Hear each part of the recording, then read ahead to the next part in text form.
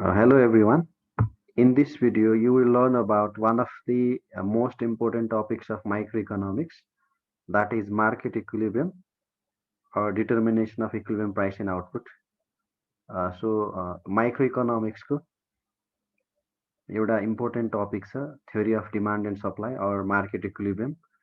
त्यसमा डिमान्ड र सप्लाईको बारेमा हामीले पढिसके पछाडि डिमान्ड र सप्लाईको इन्टरेक्सनबाट इक्विलिब्रियम प्राइस र क्वान्टिटी कसरी मेजर गर्न सकिन्छ भन्नेसँग रिलेटेड इस्युजहरू छन्। त्यसको थ्योरिटिकल फाउन्डेसनसँग रिलेटेड कुरा आज हामी यो भिडियोमा डिस्कस गर्छौँ। सो बेसिकली इक्विलिब्रियम भन्ने बित्तिकै इन द जेनरल सेन्स कुनै पनि दुईवटा अपोजिट फोर्सहरू एउटा स्टेट अफ ब्यालेन्समा हुनु अथवा एकअर्कामा इक्वल हुनुलाई हामीले इक्विलिब्रियम भन्छौँ भने in the sense of market equilibrium simply can be defined as equality between demand and supply अथवा डिमान्ड र सप्लाई एकअर्कामा इक्वल छन् भने त्यो सिचुएसनलाई हामीले इक्विलिब्रियम भन्ने गर्छौँ प्राइस डिटर्मिनेसनको सेन्समा हेर्दाखेरि। सो यसको मिनिङ के हो त भन्दा it indicates the state where the forces working in the opposite directions are in the state of balance. So, as I already said, if there are two opposite forces like demand and supply are in the state of balance to each other, then it is called equilibrium.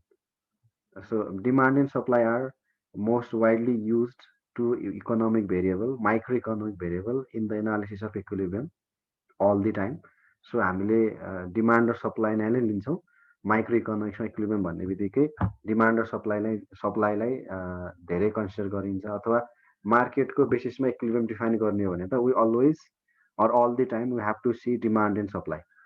So त्यसकै बेसमा हेर्दाखेरि in the context of price determination equilibrium refers to a situation in which the quantity demanded of a commodity equals the supplied quantity of the commodity. So demand र प्राइसको relation, supply र प्राइसको relation हेर्दाखेरि opposite हुन्छ। Nature of relationship between demand and price र nature of relationship between supply and price यो हेर्दाखेरि एकअर्कामा अपोजिट डिरेक्सनमा मुभ हुने खालको रिलेसन हुन्छ अथवा डिमान्डको डाउनवार्ड स्लोपिङ हुन्छ indicating inverse relationship between price and demand भने सप्लाईको अब अपवार्ड स्लोपिङ हुन्छ showing positive relationship between price and demand. So in that sense, we can say that demand and supply are opposite forces in relation to price. So, at a particular price, if demand and supply are equal to each other, then the state of equality between these two opposite forces is called equilibrium in the market. त्यसैले price डिटर्मिनेसनको आधारमा हेर्ने हो भने equilibrium अथवा सन्तुलन भनेको त्यस्तो बिन्दु हो जहाँनिर डिमान्ड र सप्लाई इक्वल भएको हुन्छ। So it is the phenomenon of competitive free market. अब यो इक्विलिब्रियम कसरी अटेन हुन्छ, कहाँ अटेन हुन्छ भन्दाखेरि यो इक्विलिब्रियम भन्ने कुरा नै अलमोस्ट यो चाहिँ फ्री मार्केट इकोनोमी अथवा पर्फेक्टली कम्पिटेटिभ मार्केट छ भने त्यसको चाहिँ one of the major phenomenon हो। अब मार्केट चाहिँ पर्फेक्ट कम्पिटेटिभ छैन अथवा पर्फेक्टली कम्पिटेटिभ मार्केट छैन र if the market is not free market then यो डिमान्ड र सप्लाईको एडजस्टमेन्टको कुरा अथवा डिमान्ड र सप्लाईको मेकानिजमको कुरा त्यति भ्यालिड हुँदैन। सो यो जुन पनि हामीले इक्विलिब्रियमको जति पनि कुराहरू गर्छौँ अथवा यसको स्टेबिलिटीको कुरा गर्छौँ, यसको इस्टाब्लिसमेन्ट अफ इक्विलिब्रियमको कुरा गर्छौँ, यो चाहिँ जहिले पनि कुन मार्केटमा अलिकति फेभरेबल हुन्छ, कुन मार्केटमा यो एक्जिस्ट हुन सक्छ भन्छ भन्दा यो चाहिँ कम्पिटेटिभ फ्री मार्केट अथवा if the market is free and perfectly competitive then the beauty of equilibrium may exist.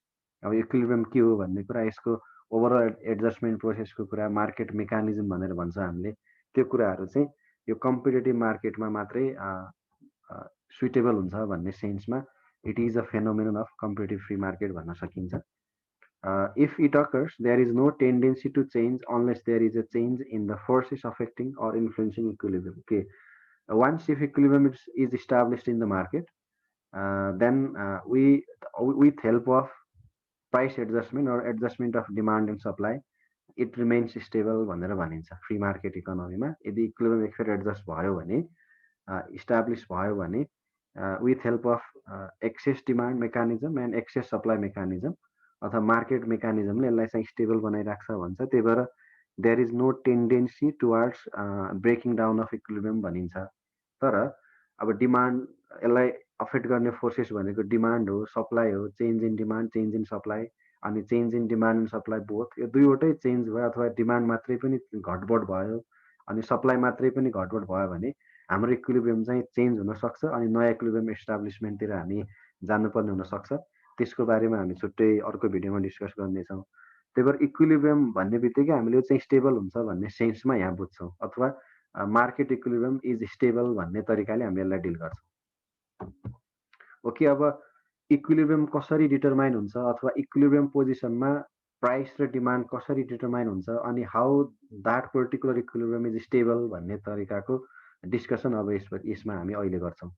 So in the perfectly competitive market the price is determined through the interaction of market demand and market supply.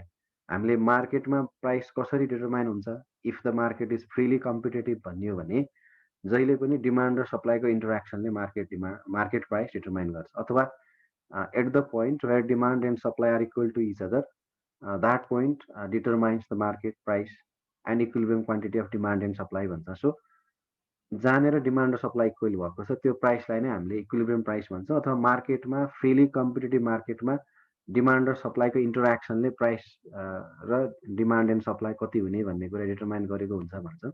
At the price where demand and supply are equal to each other is known as equilibrium price or it is also called market clearing price. So एउटा त्यस्तो मूल्य जुन मूल्यमा चाहिँ demand र supply exactly equal हुन्छ भने त्यो मूल्यलाई हामीले इक्विलिब्रियम प्राइस भन्ने गर्छौँ। यसलाई मार्केट क्लियरिङ प्राइस पनि भनिन्छ।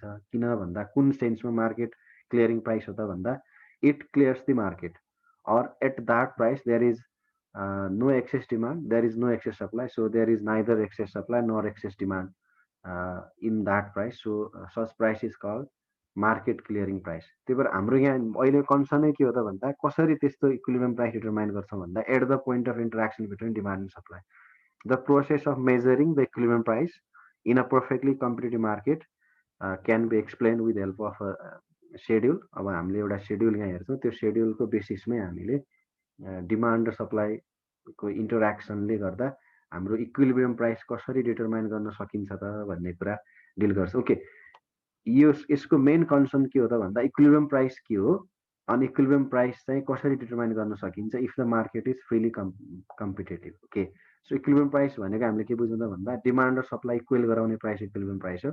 अनि फ्री मार्केट इकोनोमीमा अथवा पर्फेक्टली कम्पिटेटिभ मार्केटमा हामीले कसरी त्यो इक्विलिब्रियम प्राइस डिटरमाइन गर्छौँ भन्ने कुरा यो सेड्युलबाट हेर्न सकिन्छ। के अब यहाँ कलम 1 मा प्राइस अफ दि कमोडिटी दिएको छ 10, 9, 8, 7 र 6 अनि त्यसपछि कलम 2 मा डिमान्डेड क्वान्टिटी छ 35, 40 हुँदै 55 सम्म छ भने कलम सी मा सप्लाइड क्वान्टिटी दिएको छ and we can see that there is positive relationship between supply and price and there is negative relationship between price and demand.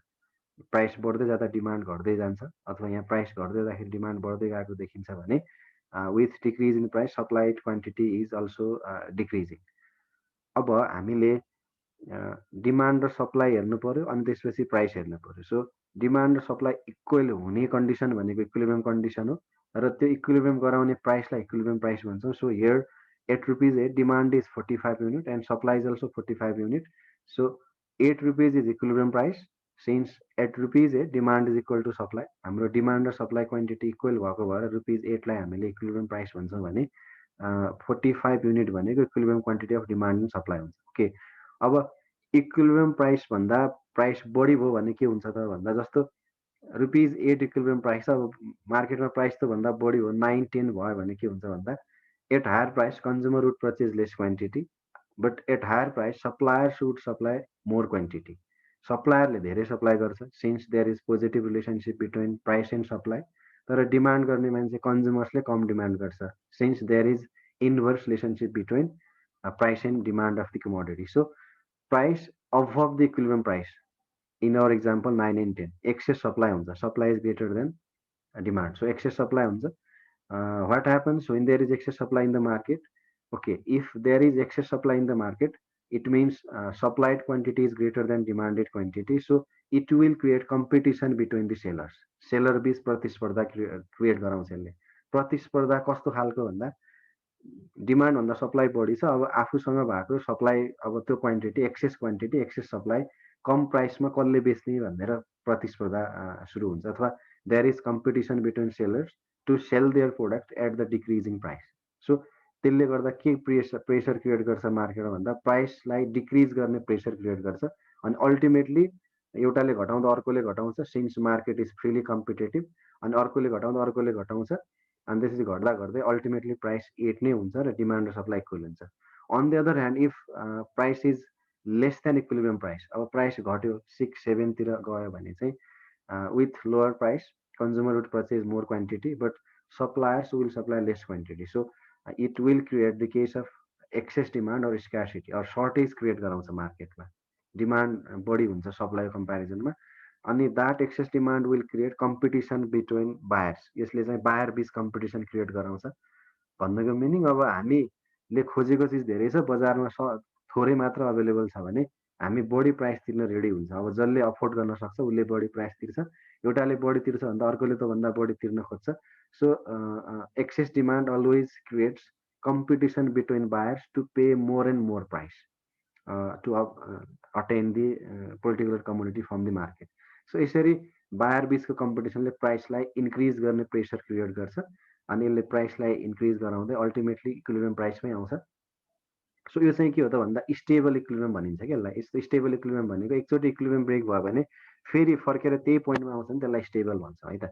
Okay, यही कुरालाई हामीले ग्राफमा हेर्ने हो भने यसरी देखाउन सकिन्छ। So DD is downward sloping demand curve, SS is upward sloping supply curve, both are intersected to each other at point E, so E is our equilibrium point. E भनेकै मार्केट इक्विलिब्रियम पोइन्ट भयो र ई पोइन्टमा हामीले तीनटा कुरा major गर्न सक्छौँ जहिले पनि है त। जहिले पनि इक्विलिब्रियम पोजिसनमा we can determine 3 equilibrium values, एउटा इक्विलिब्रियम प्राइस, अर्को equilibrium quantity of demand and अर्को भनेको equilibrium quantity of supply. So at the price which is measured on the interaction point of demand and supply, demand is equal to supply, so it is called equilibrium price. Okay, so यहाँनिर हाम्रो ग्राफमा OP भनेको equilibrium price भयो, OQ भनेको equilibrium quantity of demand and supply भयो। अब price बढेर पी1 भयो भने एबी अमाउन्टले एक्सेस सप्लाई क्रिएट गर्छ मार्केटमा, त्यो एक्सेस सप्लाईले प्राइसलाई डिक्रिज गर्ने प्रेसर क्रिएट गर्छ भने अल्टिमेटली प्राइस डिक्रिज भएर फेरि पी नै हुन्छ। अनि पी2 प्राइसमा चाहिँ लोवर प्राइस भएको भएर डिमान्ड धेरै हुन्छ by KL amount, there is excess demand in the market and that excess demand will create pressure to increase the price. Buyer को competition create गर्छ अनि बायरले चाहिँ बढी भन्दा बढी पैसा तिर्न खोज्छन् to obtain the goods अनि यसले प्राइस बढाउँछ, अल्टिमेटली प्राइस पी नै हुन्छ। So this is how equilibrium in the free market economy or equilibrium in the perfectly competitive market is stable. And once if there is establishment of the equilibrium, then there is no tendency to break down of the such equilibrium until and unless there is change in the forces like demand and supply. So त्यही कुराको यहाँ छ, if the price increases to OP1, the demand decreases from PE to P1A. हाम्रो demand चाहिँ price P हुँदाखेरि हाम्रो demand के हेरौँ है त, हाम्रो प्राइस ओके प्राइस हाम्रो बढेर ओपी1 भयो भने ओपी1 प्राइस यहाँसम्म पुग्यो भने यो बेला चाहिँ हामीले डिमान्ड चाहिँ P1A हुन्छ अथवा कम क्वान्टिटी डिमान्ड गर्छौँ एट हायर प्राइस, तर सप्लाई चाहिँ सप्लायरले P1B। So there is excess supply by AB amount, यसले के गर्छ एक्सेस सप्लाई क्रिएट गराइदिन्छ मार्केटमा है त। So due to increase in price to OP1, the demand decreases from PE to P1A and that results excess supply in the market. So on the other hand, supply will increases to increases to P1B as the supplier would supply more with a higher price to earn more profit. So there is excess supply in the market and excess supply represented by AB part in the figure. And this AB amount of excess supply will force the seller to reduce the price to attract more and more consumers and to sell their surplus stock. So ultimately, the competition between seller sooner or later will reduce the price and market will come back to the equilibrium position. यसरी नै अर्को तर्फबाट हेर्दाखेरि price घटेर P2 भयो भने there is excess demand in the market represented by KL part. So this excess demand will create competition between consumers and that competition will increase the price in market. So competition between buyers to get the limited quantity of products will ultimately increase the price until the market reach again the equilibrium position.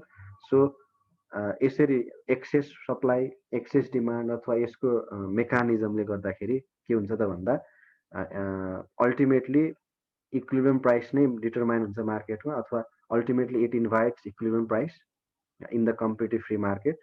So the adjustment between excess demand and excess supply ultimately invites the equilibrium price in the competitive free market, and this denotes the situation of stable equilibrium. मैले अघि भने जस्तै equilibrium stable equilibrium भनेको के हो भने एकचोटि equilibrium breakdown भइसके पछाडि फेरि रिटर्न ब्याक त्यही ओल्ड पोजिसनमा रिटर्न ब्याक हुन्छ भने त्यसलाई स्टेबल इक्विलिब्रियम भन्छौँ. So it is only possible in case of free market or perfectly competitive market. So अब एज अ होल हामीले यसलाई चाहिँ डिस्कस गर्नु पर्यो भने यदि क्वान्टिटी सप्लाई डिमान्डभन्दा धेरै छ भने त्यसलाई सरप्लस केस भन्छौँ. अनि when there is surplus in the market यसले प्राइसलाई डिक्रिज गराउँछ किनभने सरप्लस भएको केसमा सप्लायर बिच कम्पिटिसन हुन्छ to sell their output at decreasing price, त्यसले गर्दाखेरि प्राइस घटाउँछ. अनि अर्कोतिर यदि क्वान्टिटी डिमान्ड हाम्रो सप्लाईभन्दा बढी भयो भने त्यसले चाहिँ सर्टेज क्रिएट गराउँछ मार्केटमा, एक्सेस डिमान्ड क्रिएट हुन्छ. अनि excess demand will create the competition between buyers to pay more and more price for the desired commodity, अनि त्यसले गर्दाखेरि प्राइस इन्क्रिज गराउँछ.